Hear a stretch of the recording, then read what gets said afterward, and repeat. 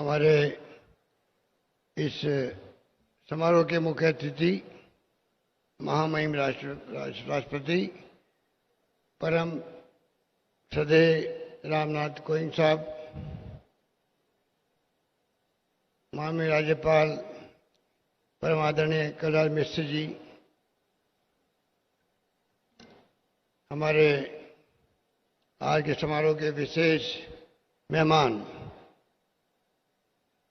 Chief justice of India justice Sharad Arvind Bobde ji, हमारे विधि व न्याय मंत्री भारत सरकार भाई रविशंकर प्रसाद जी, गजेंद्र सिंह शेखावत जी, माननीय जल शक्ति मंत्री, उच्चतम न्यायालय के माननीय न्यायाधीशगण जस्टिस एन.वी. रमन्ना जी, अरुण मिश्रा जी, नवीन सिन्हा जी, इंदिरा बनर्जी जी, अजय रस्तोगी जी, दिनेश महेश्वरी जी, एस रविंद्र भट्ट जी और राजस्थान उच्च न्यायालय के मुख्य न्यायाधीश इंद्रजीत महंत जी, उपस्थित अन्य तमाम हमारे माननीय न्यायपतिगण, अन्य न्यायिक अधिकारीगण, बार काउंसिल के सदस्यगण, हाई कोर्ट बार एसोसिएशन के अध्यक्ष रंजीत जोशी जी व तमाम अधिवक्तागण, उपस्थित अन्य अतिथिगण, भाई और बहनों, नौजवान साथियों, आज हम सब के लिए, जोधपुर वासियों के लिए, मारवाड़ वासियों के लिए, राजस्थान के लोगों के लिए बहुत ही मुबारक मौका है। एक शानदार राजस्थान उच्च न्यायालय की नवीन भवन का जो समृद्ध वास्तुकला की एक नायाब इमारत बनी है, उसका उद्घाटन हमारे श्रद्धेय राष्ट्रपति महोदय द्वारा किया गया। मैं सबसे पहले अपनी ओर से, आप सबकी ओर से राष्ट्रपति महोदय का हार्दिक स्वागत करता हूं जोधपुर की धरती पर। मैं स्वयं आपके बिरादरी का ही वकील रहा हूं। वहीं से मैंने शुरुआत करी, आपकी दुआओं से मुझे केंद्र में भी जाने का मौका मिला और राजस्थान के प्रथम सेवक के रूप में काम करने का अवसर मिल रहा, तीसरी बार। 20 साल पहले जब मैं बना था मुख्यमंत्री, तब से ही एक सपना था जोधपुर वासियों का, अधिवक्ता गणों का, एक शानदार राजस्थान हाईकोर्ट की बिल्डिंग बननी चाहिए, क्योंकि वो छोटी पड़ने लग गई पहले वाली। कई तरह के सुझाव आए, कई विवाद खड़े हुए। मैं खुद मुख्यमंत्री के रूप में साइट देखने गया, डीपीएस के पास में उम्मीद भवन के नीचे यशवंत कॉलेज पुरानी बिल्डिंग जो है विश्वविद्यालय की, उसके अंदर क्या चांसेज है, और आखिर में जहां हम बैठे हुए हैं वो भूमि आवंटन हुई 2006 के अंदर, शिलान्यास हो गया और दुर्भाग्य से काम शुरू नहीं हो पाया। तो मुझे खुशी है, लिखा हुआ था मैं दूसरी बार मुख्यमंत्री बना आपका आशीर्वाद से, और हमने प्रयास किए, केंद्र से हमें मदद मिले। मोंटेक सिंह आलूवालिया जी थे हमारे उपाध्यक्ष प्लानिंग कमीशन के, वीरप्पा मोदी जी थे हमारे लॉ मिनिस्टर, सुप्रीम कोर्ट के जस्टिस दलवीर भंडारी जी ने प्रयास किया, हम सबको बुलाया अपने निवास पर। किसी प्रकार से भवन जो शिलान्यास हो चुका है, कोई सीजीआई आ चुके हों किसी क्षेत्र में, शिलान्यास हो जाए उसके बाद में भवन शुरू नहीं हो, तो ये हमारे लिए, सबके लिए दुर्भाग्य की बात थी।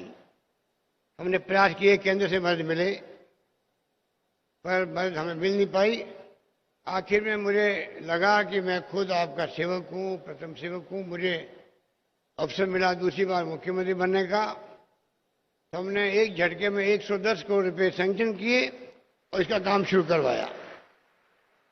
उसका परिणाम है कि आज ये भवन शानदार शानदार भवन आज आपके सामने है। इतिहास बनाएगा, इतिहास बनाया भी है। जोधपुर का सौभाग्य है कि ये मुख्य पीठ है। यहां से कई वकील गए हैं केंद्र में, सुप्रीम कोर्ट के अंदर गए। Doctor L M Singh ji थे, उनका अलग एक मान सम्मान रहा है देश के अंदर। जोधपुर का मान सम्मान बढ़ाया उन्होंने। जस्टिस जी एच सिंह भी रहे हैं वहां पर, ललित भंडारी जी रहे हैं, और जस्टिस आर लोढ़ा जी यहीं से गए थे और सीजीआई बने। यहाँ के अधिवक्ताओं में से ही कई लोगों ने जाके नाम रोशन किया। आज भी हमारे कई साथी वहां पर हाई कोर्ट के अंदर हो या सुप्रीम कोर्ट के अंदर जज बने हुए हैं। मुझे खुशी है कि आज एक साथ में कोविंद साहब के साथ में सुप्रीम कोर्ट की एक साथ में इतने जजेज का आना, ये हमारे सौभाग्य की बात है। कितनी खुशी हो रही होगी सबको, इसकी कल्पना शायद आने वाले मेहमान भी नहीं कर पा रहे होंगे, क्योंकि जोधपुर की अपने थे। जोधपुर के लोग प्यार करने में, स्नेह देने में, अपना दिखाने में कमी नहीं रखते हैं। ये हमारी तासीर के अंदर है जोधपुरवासियों। और आज हम दिल से जोधपुरवासी जितने मेहमान आए हैं, क्योंकि संख्या बड़ी है इसलिए मैं एक एक का स्वागत कर नहीं पा रहा हूं। मेरे पास शब्द नहीं, किन शब्दों में तारीफ करूं, उनका स्वागत करूं जोधपुर की धरती पर।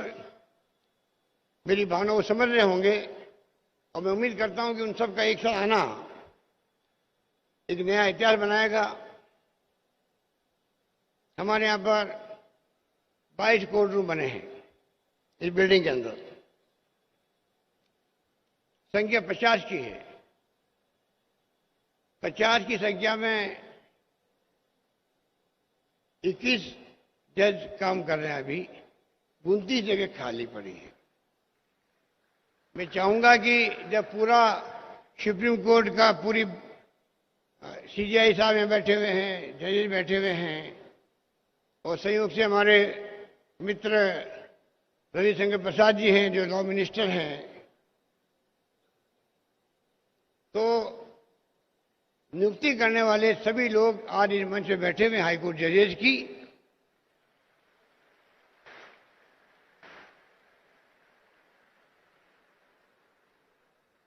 नजर आपका देख रहे हैं, आप उत्साह देख रहे हैं, और मैं समझता हूं कि आपके उत्साह के कारण ही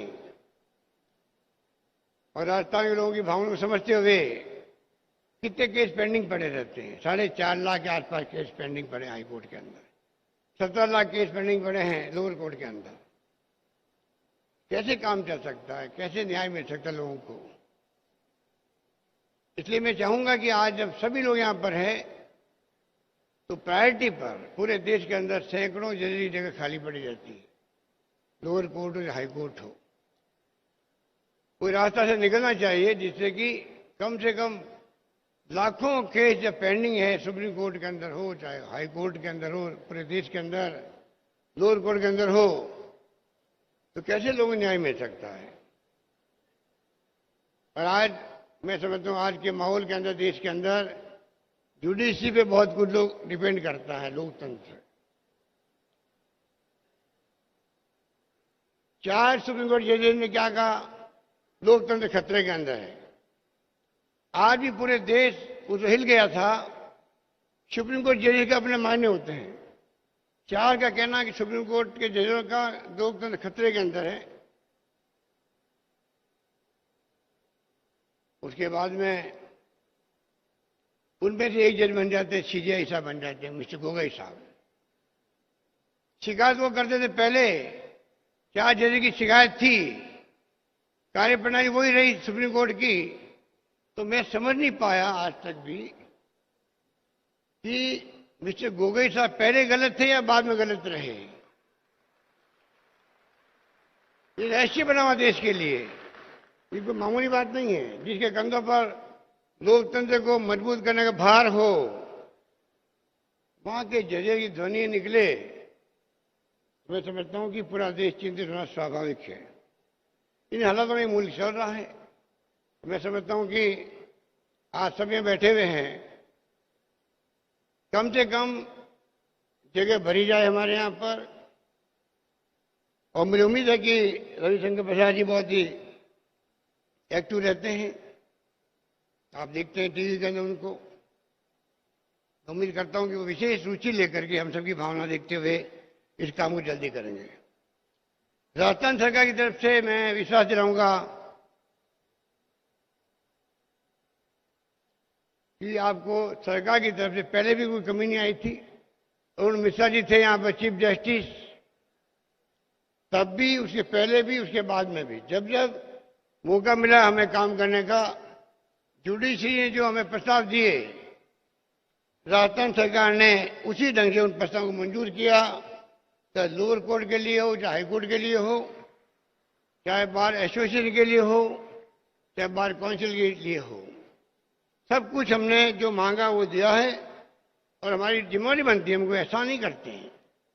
सरकार की जिम्मेवारी है कि न्यायालय के अंदर जो भी परेशानियां हैं, कमियां हैं, या न्याय सुनिश्चित हो, उसके लिए जरूरी है कि हम टाइम पे उनके लिए आदेश जारी करें, स्वीकृति दें और कोई तकलीफ नहीं आए।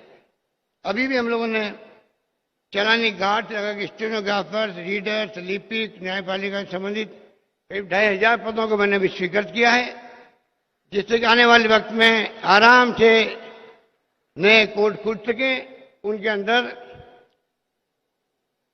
काम शुरू हो सके। मैं उन सुझावों में नहीं जाना चाहूंगा क्योंकि अभी राष्ट्रपति महोदय को बोलना भी है, तो मैं इतना कहना चाहूंगा कि हाईकोर्ट बिल्डिंग जहां बैठे हम लोग, लोअर कोर्ट बने हुए वहां पर पावटा के अंदर, हाई कोर्ट की बिल्डिंग बनी यहां पर, इसलिए हमारे कई साथियों में तकलीफ हो रही थी। और आप देखते हैं कि जगह कम पड़ रही थी, आज आपको सबको सुविधा मिल गई है। मैं आपको कहना चाहूंगा, हमारे यहाँ के अधिवक्तागण, बार एसोसिएशन, हाई कोर्ट के हमारे मुख्य न्यायाधीश और अन्य साथी जो भी सुझाव देंगे, सरकार इनके पास में, इस हाईकोर्ट बिल्डिंग के नजदीक में लोअर कोर्ट बनाने के लिए जमीन देने के लिए तैयार रहेगी, मैं कहना चाहता हूं।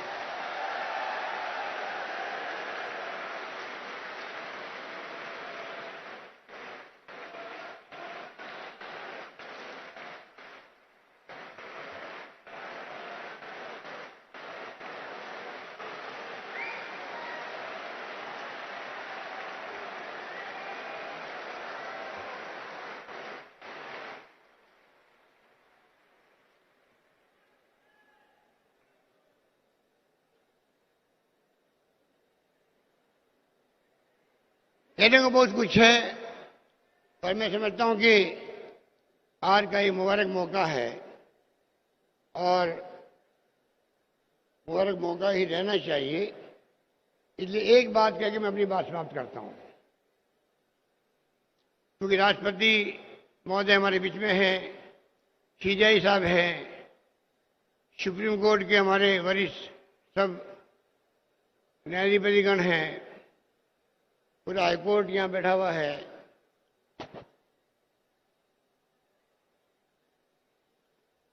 एक तो स्ट्राइक चलती है जोधपुर हाईकोर्ट के अंदर प्रति महीने में एक बार। आपके यहां रूम बने 22, 50 की स्ट्रेंथ है।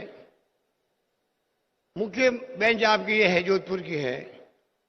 अब आप 76 में जो स्ट्राइक करते थे, जब बेंच गई वहां पर जयपुर के अंदर, तब मैं आपके साथ खड़ा था हमेशा, बचपन से ही। इंदिरा गांधी थी प्राइम मिनिस्टर, तब से मैंने, आपको याद होगा, आसाम के अंदर मैंने उनको रिक्वेस्ट की थी यूनिफाइड हाईकोर्ट रहना चाहिए, रह नहीं पाया, चला गया।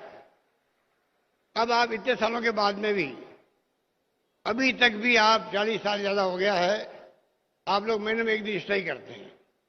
मेरा निवेदन है कि 22 ही आपके हाईकोर्ट में यहाँ पे कोर्ट रूम बने हैं, 50 की स्ट्रेंथ है। अब कृपा करके उस हाईकोर्ट का एक महीने में एक दिन का जो आपका उपवास है या हड़ताल खत्म हो जानी चाहिए। आपको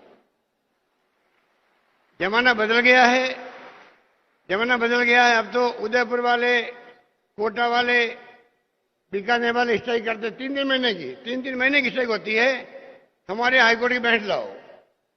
इसलिए मैं कहना चाहूंगा आपको, मैं खाली सुझाव दे रहा हूं, करना आपके हाथ में है।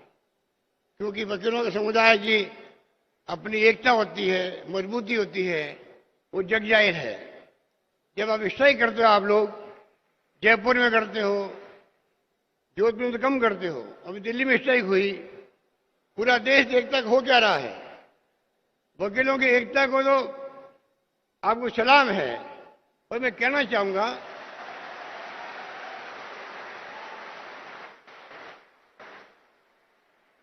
ये मैं कहना चाहूंगा, अरुण मिश्रा जी यहाँ बैठे हुए हैं, उस पर ही 2-3 स्ट्राइक हो गई थी उस वक्त में भी।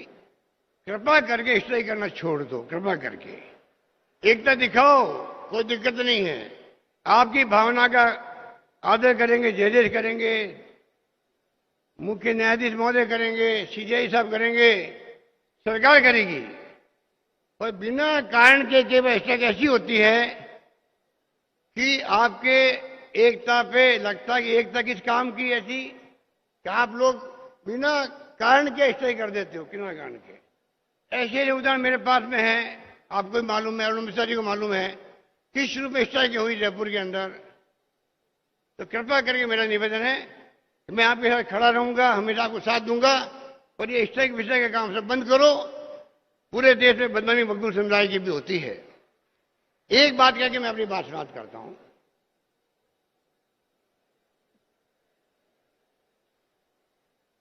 ये जो करप्शन है, जिसको लेकर पूरा मुल्क चिंतित है, और जुडिशरी का मायने है सत्य के साथ देना। सत्य ही ईश्वर है, गांधी जी ने कहा था, और ईश्वर ही सत्य है। जब ईश्वर ही सत्य है और सत्य ईश्वर है और न्याय पूरा टिका होना चाहिए, सत्यता भी होना चाहिए। तो करप्शन जब होता है तो कितनी कोशिश कर लो, मैं देखता हूं सुप्रीम कोर्ट कोई कमी नहीं रखता है। कई बार पेल फाल होती है, कई बार शिव मोटो करते हैं। 40 साल से कैपिटल फीस को लेके हमें सुप्रीम कोर्ट ने कहा ये बंद होनी चाहिए। जब मैं पार्लियामेंट में गया पहली बार 80 के अंदर, तब से मैं देख रहा हूं, उसके बाद में बढ़ती जा रही अभी तक भी। इसी प्रकार के करप्शन के मामले हैं। आप पिक एंड चूज कर लीजिए, इनकम टैक्स का छापा बढ़ जाए, सीबीआई का बढ़ जाए, ईडी पहुंच जाए, अलग बात है। जो आप देख रहे हो पूरे देश में क्या माहौल है। एक बात में रविशंकर प्रसाद जी बैठे हुए हैं और सीजेआई साहब बैठे हुए हैं, राष्ट्रपति महोदय के सानिध्य में मिला है। ऐसा मौका कभी नहीं आएगा जब मैं अगर ये कहूं कि जब तक राजनीतिक रूप से फंडिंग जो है, राजनीतिक पार्टियों की, पॉलिटिकल पार्टियों की फंडिंग, वो जब तक 2 नंबर के पैसे से बंद नहीं होगी, तब तक बिना मतलब की करप्शन की खत्म करने की बात करना बेकार है, कोई मायने नहीं रखता है। पूरा जो खेल है राजनीति का, पूरा खेल वो टिका हुआ है ब्लैक मनी पर, टिका हुआ है ब्लैक मनी पर। चाहे बॉन्ड हो, चाहे चेक हो, चाहे कैश हो। कोई कल्पना नहीं कर सकता। मुझे 45 साल हो गए राजनीति करते हुए, 45 साल हो गए, और मैं देख रहा हूं हमारे शुरुआत है राजनीतिज्ञों की। जब चुनाव लड़ते हैं, चुनाव ही ब्लैक मनी से शुरू होती है। चुनाव लड़ना, चंदा लेना, 2 नंबर के पैसे से ब्लैक मनी लेने से शुरुआत होती है। वो लोग कैसे ब्लैक मनी, वो कैसे करप्शन हटा सकते हैं देश से, ये मेरी समझ के परे है। ये मैं कहना चाहता हूं आप लोगों को, कैसे हट सकता है। जो ब्लैक मनी लेके चुनाव जीत के जाएगा, उससे देश कैसे उम्मीद करेगा, जुडिशरी कैसे उम्मीद करेगी कि वो ट्रांसपेरेंसी के साथ में काम कर सके और करप्शन मिटा सके। ये असंभव है जो आज देश में हो रहा है। क्या नहीं हो रहा है कल्पना नहीं कर सकते आज देश के। सारी पॉलिटिकल फंडिंग हो रही है बंद पॉलिटिकल पार्टियों की, जिसमें बॉन्ड आ गए हैं, ये अपना बहुत बड़ा स्कैंडल है। मैं चाहूंगा सीजे साहब बैठे हुए हैं, कोई ऐसी पीएल फाइल हो या आप शो मोटो करो जिसके ऊपर हमेशा के लिए, ये मैं एक पॉलिटिकल पार्टी की बात नहीं कर रहा हूं, तमाम पॉलिटिकल पार्टियां चंदा जो लेती है, तमाम पॉलिटिकल पार्टियां जो चंदा लेती है, तमाम पॉलिटिकल पार्टियां जो चंदा लेती है, वो चंदा ब्लैक मनी है, 2 नंबर का पैसा होता है, इसमें कोई दो राय नहीं। और उससे शुरुआत होती है सरकार बनने की। तो आप कल्पना कीजिए क्या होगा देश का। इसलिए मैं, ये ऐसा मौका था मेरे लिए, सालों की मेरी तमन्ना थी कि ये बात मैं कभी सुप्रीम कोर्ट के चीफ जस्टिस से जाके मिलूं और अपनी भावना बताऊं। आज मेरे लिए मुबारक मौका आया है। मेरे अपने गांव में, मेरे अपने शहर के अंदर तमाम सुप्रीम कोर्ट बैठा हुआ है, राष्ट्रपति महोदय का सानिध्य है और मैं अपनी बात कह सका। धन्यवाद। जय हिंद। धन्यवाद।